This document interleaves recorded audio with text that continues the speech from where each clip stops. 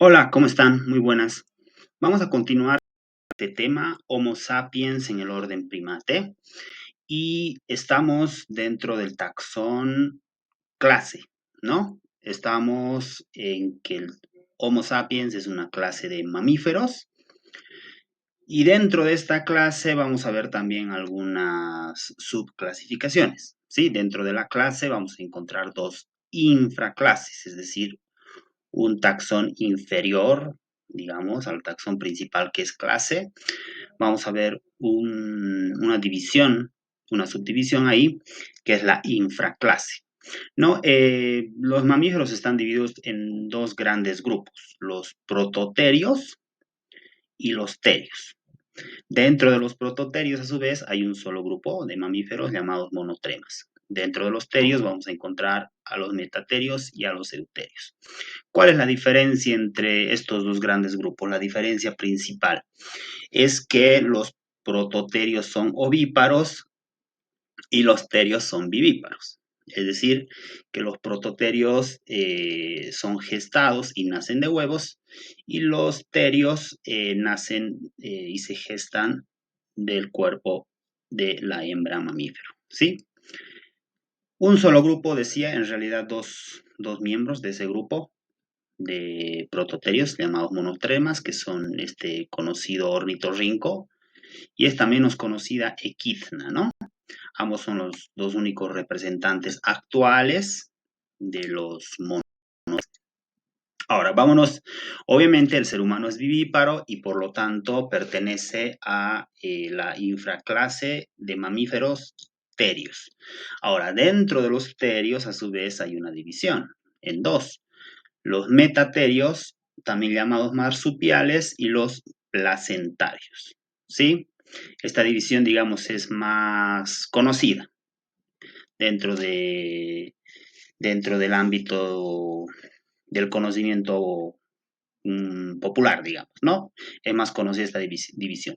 Los metaterios poseen un tipo de placenta, entre las diferencias que podemos encontrar, que la podríamos llamar corioalantoidea, es decir, este saco vitelino que es muy importante para que la madre durante la gestación, ¿no? Para que la madre durante la gestación vaya transmitiéndole oxígeno en cantidades suficientes y alimentación, nutrientes también. Ese saco vitelino, por la estructura placentaria de los metaterios, de los marsupiales, es muy pequeño. Y entonces esto, ¿en qué incide? ¿Qué efectos tiene? Sucede que los metaterios, precisamente porque tienen un saco vitelino no muy desarrollado, digámoslo así, se ven obligados a parir, a dar a luz a la cría en una situación de mucha inmadurez, ¿no? Básicamente a inicios de la etapa fetal en muchos casos. Nacen las crías y necesitan, obviamente son mucho más vulnerables y necesitan cuidados muy importantes de parte de los adultos, de la madre en especial, para que pueda completar su desarrollo fuera del vientre materno, ¿no? Dado que ha nacido con excesiva, de una manera prematura, digámoslo así. ¿Sí? En cambio, la posesión de una placenta coriovitelina, que se llama así precisamente por el gran desarrollo que ha alcanzado el saco vitelino, como ustedes pueden ver, esta parte de color oscura, precisamente porque el saco vitelino ha alcanzado un gran nivel de desarrollo, entonces mm, eh, los placentarios, los mamíferos placentarios, conocidos así popularmente, pueden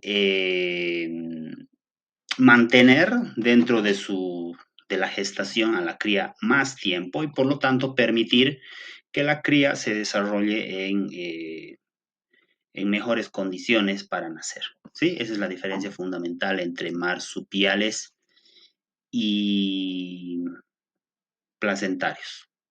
No, obviamente el ser humano es un mamífero placentario. Esta es, por ejemplo, la situación en la que debe ser cuidado la cría del canguro una vez que nace. El canguro es un metaterio, un marsupial. donde va recibiendo de parte de la madre leche, está en una bolsa que justamente se llama marsupio, y va completando su desarrollo ahí el feto, ¿no? Nace en estas condiciones, como ustedes pueden ver. Quiero mostrarles algunas imágenes de algunos metaterios que tenemos en la fauna de nuestro país. Uno de los metaterios es este monodelphis domestica, que habita en los bosques chiquitanos, llamado popularmente colicorto, o también en lengua chiquitana denominado noshovis. ¿Sí? No es un roedor, pese a que, fíjense, volviendo a las categorías de analogía y homología, que hablamos mucho, ¿no? Las anteriores clases, fíjense la cantidad de analogías que pueda existir entre este colicorto y los roedores, ¿cierto? Pero son solo analogías porque no vienen de un mismo tronco común que los roedores. Este Philander opossum, o también conocido como carachupa de cuatro ojos, por esta suerte de antifaz que tuviera, ¿no? Alrededor de los ojos.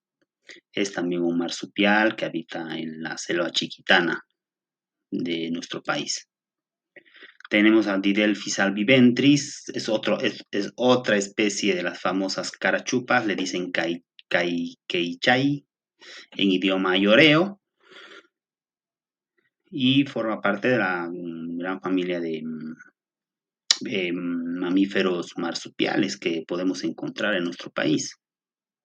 Hablaremos ahora de la otra subclase de placentarios, ¿no? Hemos hablado de la subclase de marsupiales, ahora hablamos de la subclase de placentarios, donde la diferencia fundamental, les decía, está a nivel de la estructura gestacional, donde los placentarios tienen un saco vitelino más desarrollado que les permite transmitir mayor cantidad de oxígeno de la madre hacia la cría y por supuesto también de nutrientes que le permitan desarrollarse más tiempo dentro del vientre materno. Algunos placentarios que podemos encontrar en Bolivia, bueno, encontramos muchísimos, no son los que más se han diversificado, pero voy a mostrarles algunas especies un poco raras, poco conocidas, digamos este tamiguazú, el oso bandera, tamiguazú por el nombre que le pusieron en guaraní, cuyo nombre científico en realidad es este, ¿no? Mimecophaga tridáctila. Y lo podemos encontrar en el departamento del Beni, sobre todo, ¿no? En las famosas pampas benianas. Una de las características evolutivas muy importantes de los mamíferos es las cualidades a nivel de complejidad que alcanzaron en su organización social. Este es uno de los efectos o una de las relaciones que tiene con el desarrollo de una corteza cerebral que la podríamos denominar sistema límbico, ¿no?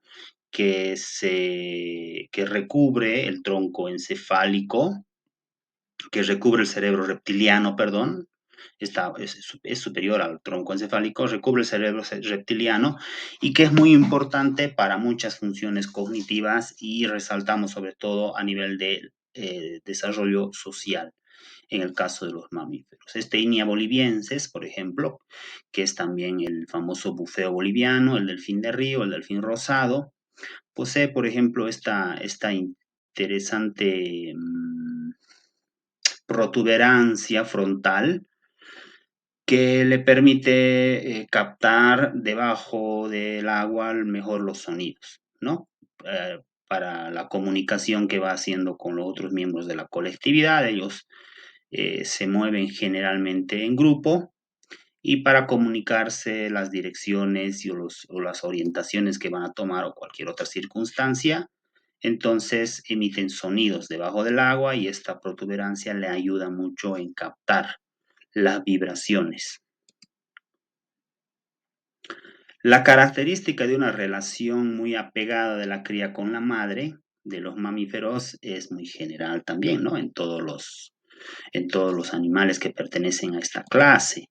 Y es una característica, por ejemplo, que hay que analizar en la importancia que tiene constitutiva de nuestra especie, ¿no? De nuestra especie, Homo sapiens. Este tatu llorón o taturabuku como le dicen en guaraní, también un mamífero placentario.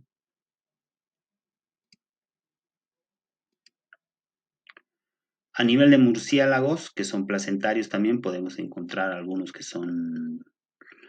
podemos encontrar en Bolivia, ¿no? Este Coropterus auritus, un vampiro falso, popularmente conocido así.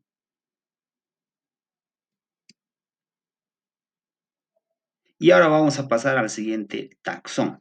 El siguiente taxón es orden, ¿no?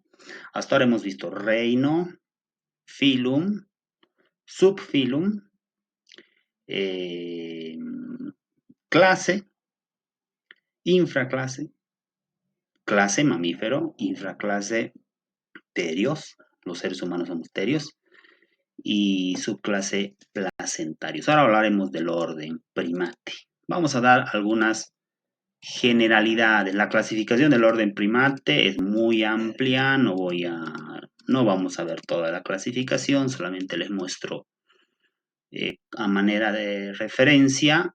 Dentro de todos estos grupos lo he ido subdividiendo a los cuales pertenece el ser humano. Vamos a ver algunos de estos subgrupos, subtaxones dentro de la clasificación del orden primate. Primero haremos la definición. ¿Qué es un primate? Vamos a ver algunas características generales.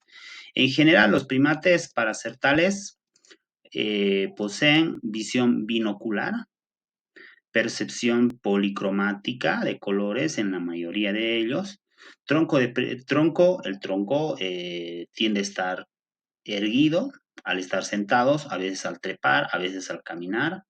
Las órbitas oculares en general están rodeados de hueso, hemisferios cerebrales muy desarrollados, cerebro grande, de mayor complejidad, pulgar oponible, ¿no? El pulgar está oponible en las manos, fundamentalmente, y también en los pies en la mayoría, salvo a excepción, por ejemplo, del ser humano.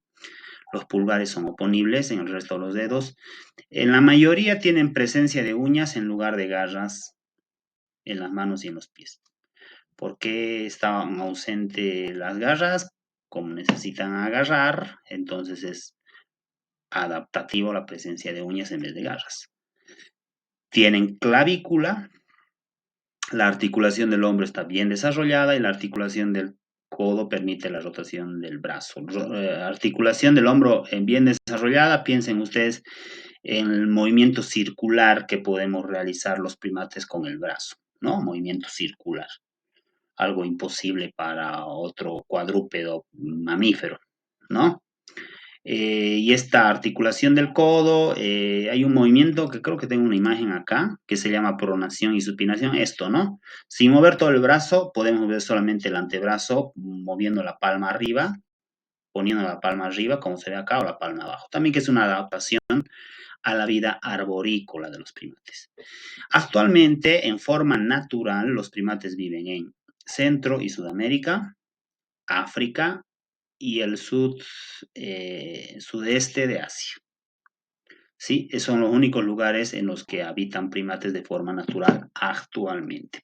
Por supuesto, los primates a lo largo de su historia evolutiva han ido moviéndose de continente en continentes. Un tiempo habitaron Europa, eh, todo el continente africano, ¿no? Pero actualmente están repartidos en la forma que ven ahí, donde está coloreado de color verde.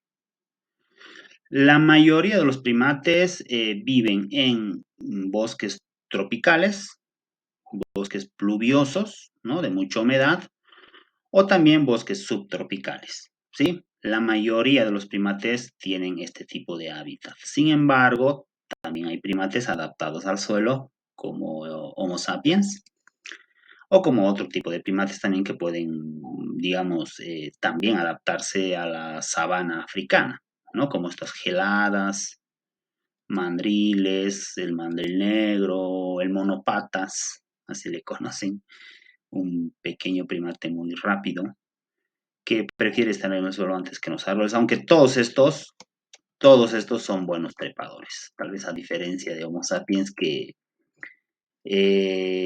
a comparación de los demás primates no es tan buen trepador, ¿no? Tipos de dieta, la dieta en los primates es muy variada, podemos encontrar insectívoros, frugívoros, carnívoros, por supuesto, u omnívoros en general.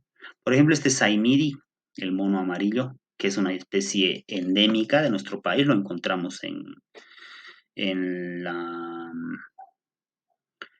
Amazonía boliviana, ¿no? Las partes de los bosques tropicales, departamentos de Cochabamba, Beni. Este Saimiri es frugívoro básicamente, ¿no? Acá vemos una pareja de macho y hembra cargando cada cual a su cría.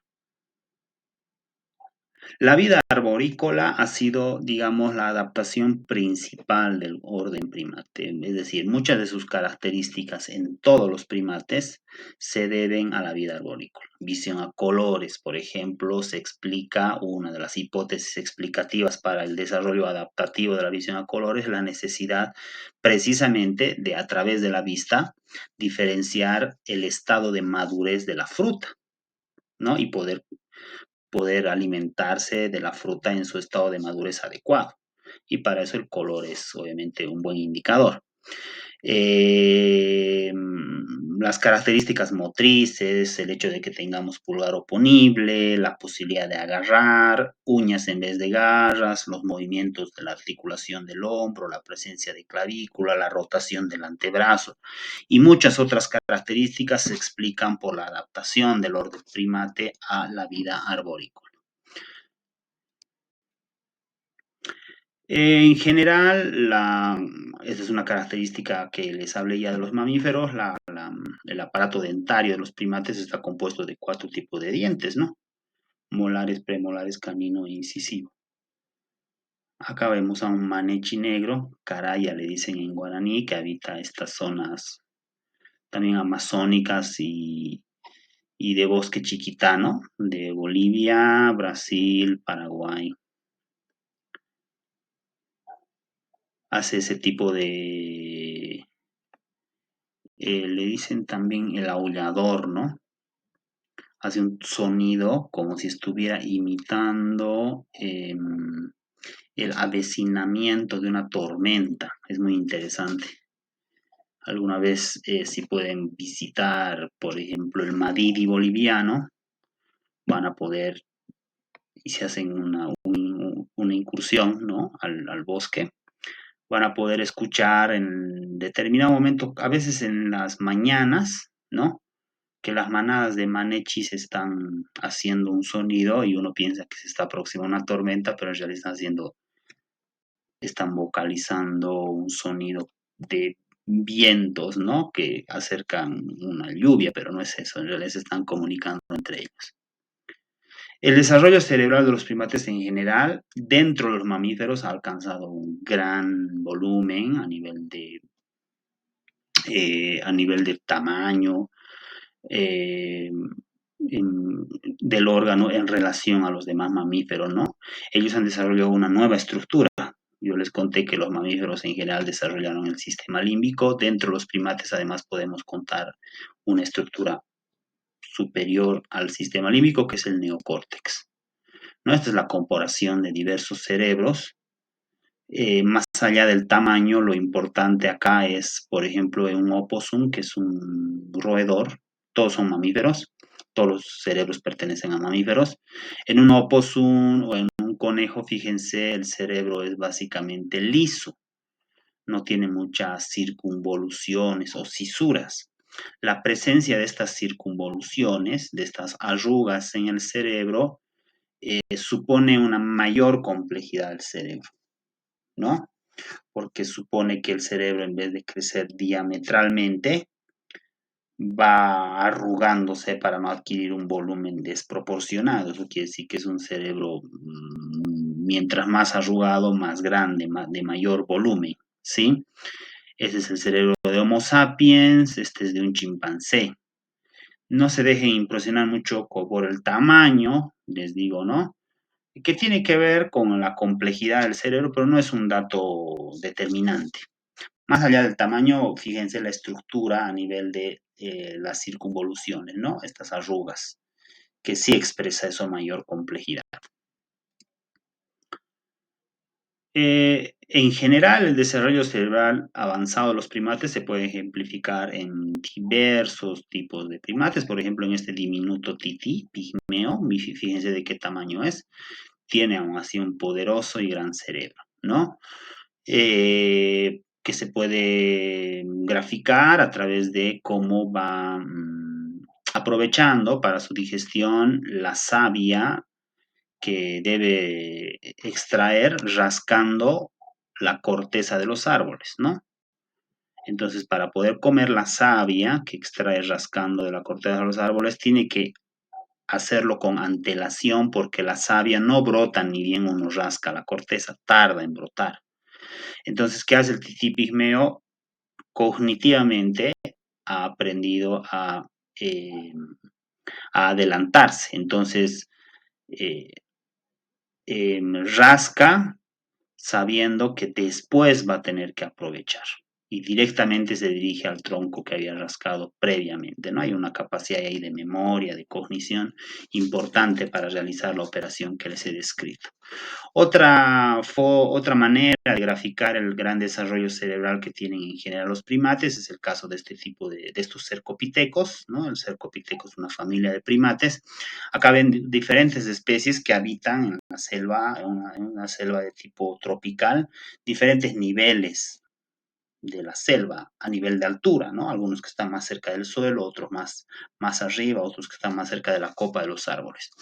Entonces, cada especie de cercopiteco tiene sonidos peculiares para su especie para comunicarse. Cuando ven un peligro, esta especie hace un tipo de grito, esta especie otro tipo de grito, esta otro y así sucesivamente.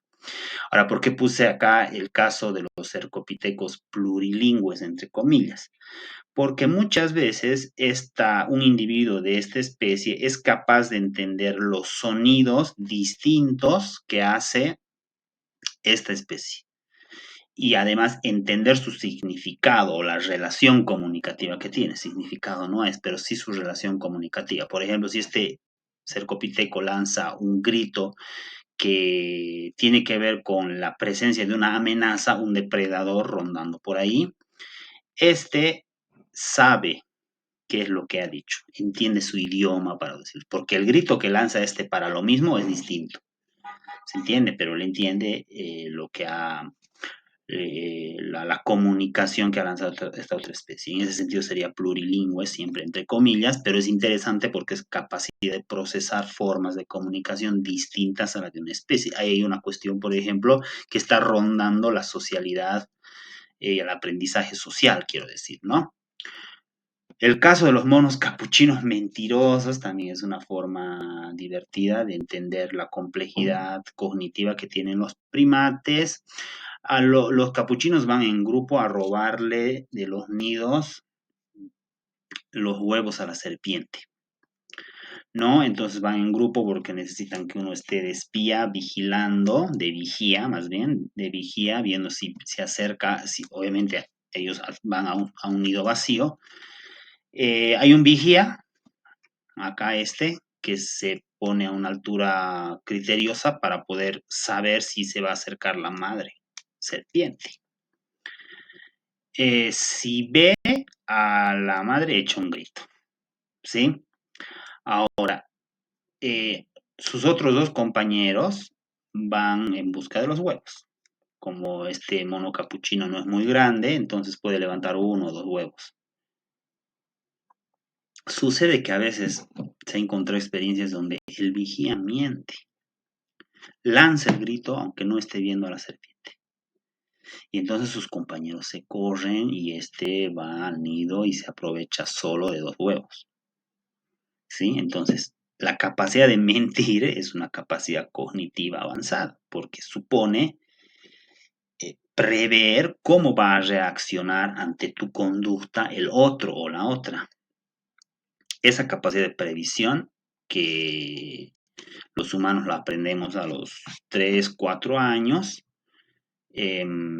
la tienen los capuchinos, ¿sí? Entonces, delata su complejidad a nivel de desarrollo cerebral y por ende cognitivo.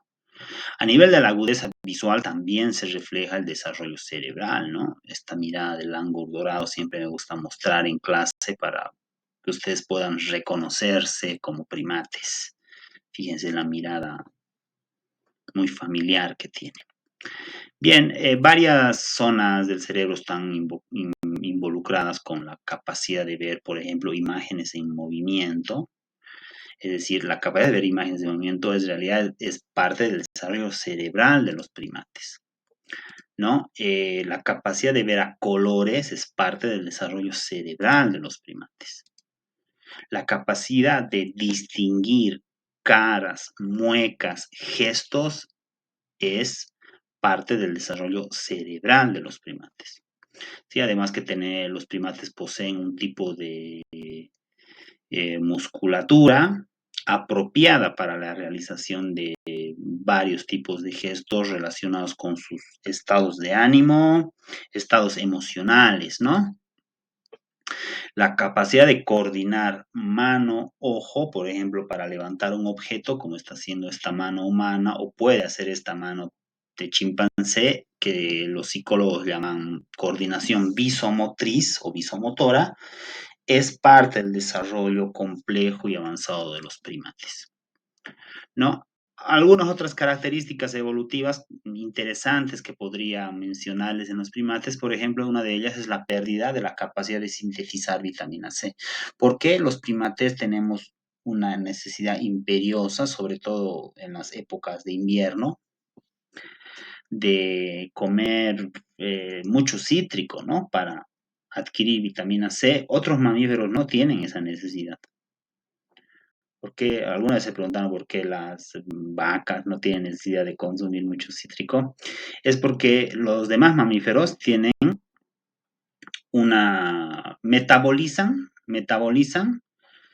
a partir de la glucosa, ¿no? Por ejemplo, un león cuando se come las vísceras de su presa, sintetiza ese nutriente en vitamina C y no necesita comer naranja ni mandarina. ¿Sí? En cambio, los primates no tenemos esa capacidad de sintetizar, ¿sí? No tenemos una enzima, que es la L-gluconato, que convierte algunos alimentos que tienen mucha glucosa en vitamina C, ¿no? Se calcula que hace unos 40 millones de años los primates realizaron una mutación que les impide hacer esto, ¿sí? Entonces, ¿qué hacen? Necesitamos ingerir a través de tallos, hojas tiernas, frutas, qué sé yo, alimentos que nos permitan proveernos de vitamina C, ¿sí? Eh, ¿Qué de favorable tiene esto? Porque hasta lo que les he contado podría leerse simplemente como una mutación desfavorable, poco adaptativa de los primates. En cierta forma lo es, ciertamente, ¿sí? Pero tiene de favorable una cuestión más compleja, que la ausencia de los metabolizantes, digamos, la ausencia de capacidad de sintetizar vitamina C, que tienen la mayoría de los mamíferos, la ausencia para los primates de ello, le provee a su vez la facilidad de realizar otro tipo de mutaciones. Es decir, nos convierte, para decirlo de una manera un poco burda, nos convierte en seres más flexibles para la evolución. Algo que puede explicar, entre otras muchas cosas, la gran diversidad evolutiva que tienen los primates. Esta parte de la clasificación de los primates la vamos a ver en nuestro próximo encuentro, en un próximo video o encuentro en directo. Y hasta acá sería en esta tercera parte del tema Homo sapiens en el orden primate. Que estén muy bien, un saludo.